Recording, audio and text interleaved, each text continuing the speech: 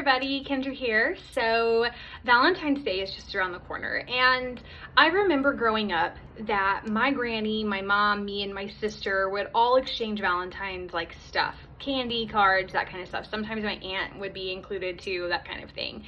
And we still do that. So it's important to know that Valentine's is not just about you having sex with or being with a partner. It's also about loving yourself and being with people who are friends, being with people who are family, people who are healthy for you emotionally, mentally, physically, spiritually. Now, I love talking about sex because it wasn't allowed really to talk about sex in my house in a positive way.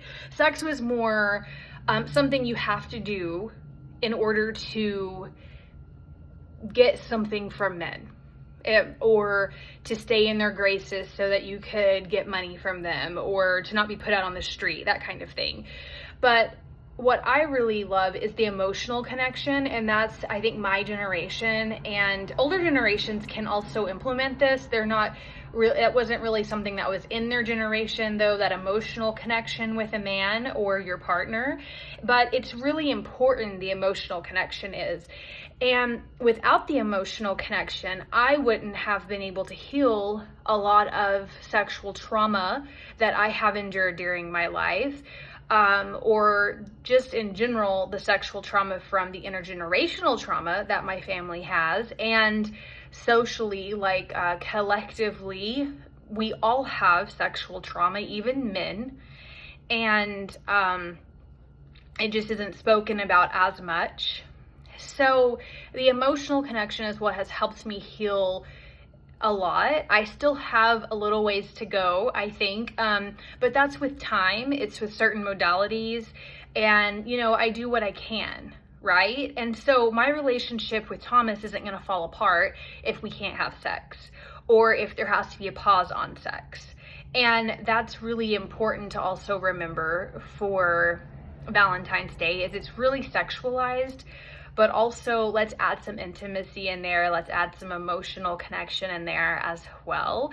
And also open the conversation around sex in your own life. Now, if you're of a certain culture or whatever that can't do that, doesn't do that, then fine.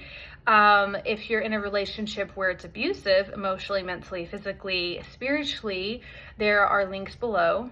I always post a lot of resources below, so always check out my captions. I guess the content underneath.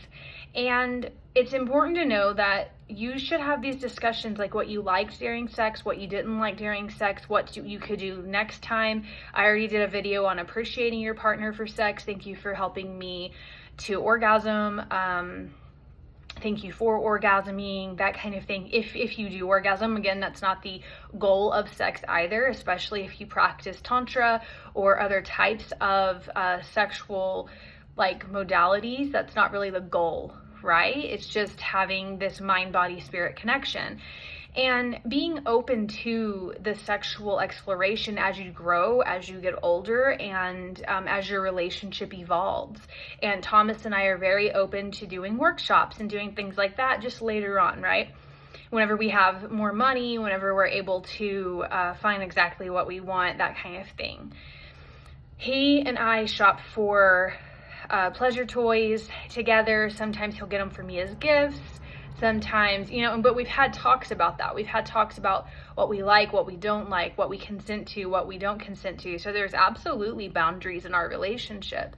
And if any of you are wondering, yes, he said I could talk about this with the public. So,